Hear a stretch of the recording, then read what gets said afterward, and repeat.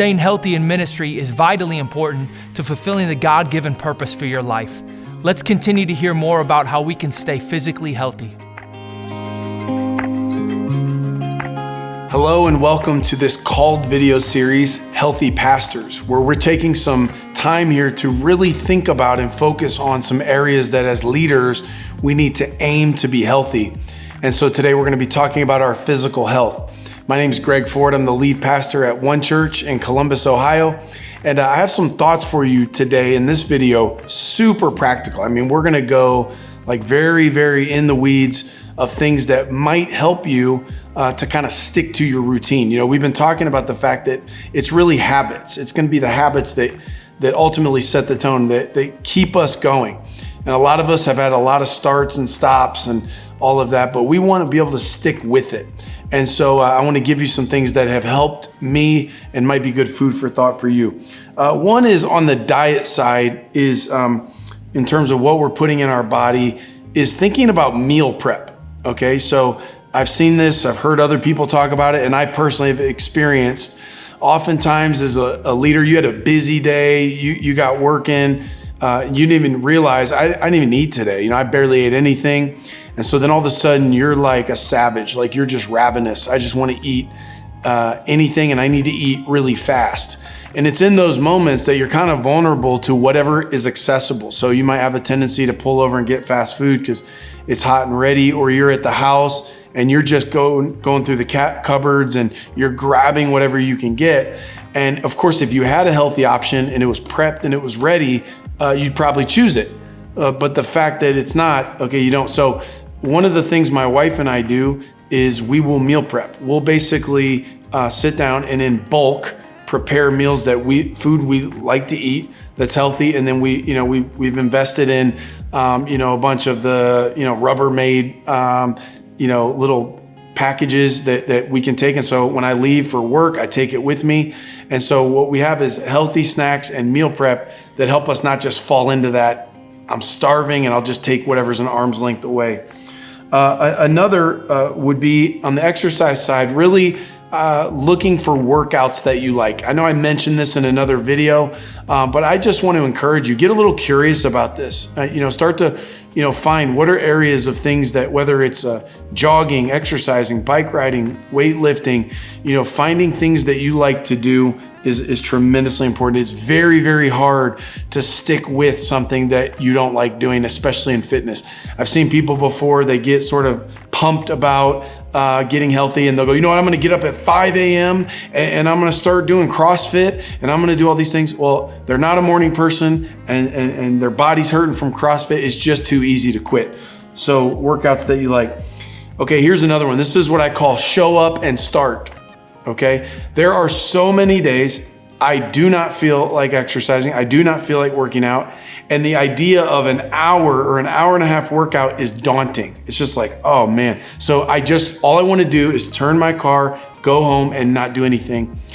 And yet what I do is I have this thing is show up and start. In other words, I might just say, you know what? I'm going to start and I might only do one thing. I might go in there and do one set and go home.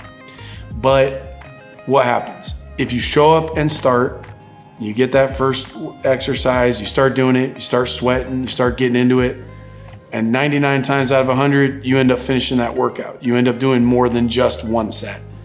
And so there are certain times that you go, man, I don't know if I have got this full workout in me or this full exercise.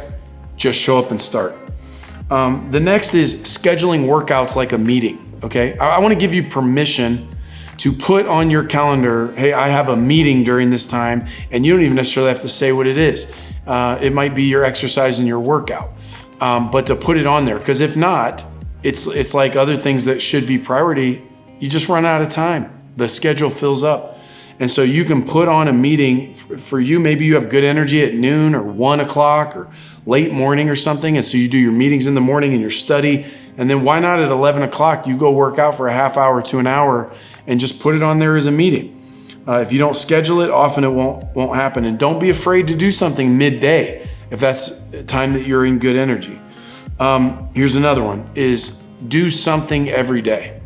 Okay, I'm not saying you have to work out a full-blown hour, 2-hour workout or even half-hour workout, but do something every day. Hold a plank, do some calisthenics, do some push-ups, go for a walk. Okay, do something physical. And what that does is, not that necessarily every single day is going to, be that day that moves the needle, but what it does is it keeps it habitual. It's like I'm doing this and I'm doing it over and over again, and I keep that streak alive. All right, one more thing I'll give you is winning the battle of the evening. I talked in the last episode or one of the other episodes about rest and how important that is. I don't know that I can prove this, but I would be willing to venture a guess that most people who make poor dietary decisions make them at night. Okay, why? Because my defenses are down. I'm tired. I want to feel full before bed. So what do? You end up eating a bunch of ice cream, right? I'll bet most ice cream is consumed, okay, after 8 p.m. Like, it just is. Like, you're feeling weak, defenses are down, I just want to feel good. Most people don't break their diet first thing in the morning. Most people don't even at lunch. Eat relatively healthy at breakfast and lunch, maybe even a good dinner, but it's that late night, man, that'll get you.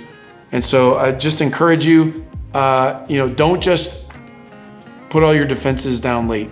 If you're gonna eat late, eat something healthy. Again, think about what you're gonna do. Don't get caught off guard at bedtime that you're hungry. Don't be surprised by it. Expect that you're going to, and then figure out, have a protein shake. Okay, do something there that is actually healthy at that time of night. So those are a few of my thoughts. I hope this was encouraging to you. I hope this wasn't demoralizing. I know for some people, physical health is an exciting part of their life, and for some, it's wrapped in shame. It's wrapped in discouragement. And I just want to encourage you that this isn't something you need to be ashamed of. It's a great opportunity, even in your struggle, to model for the people that God has given you to lead, to model an example of somebody who's willing to persevere. All right, God bless you.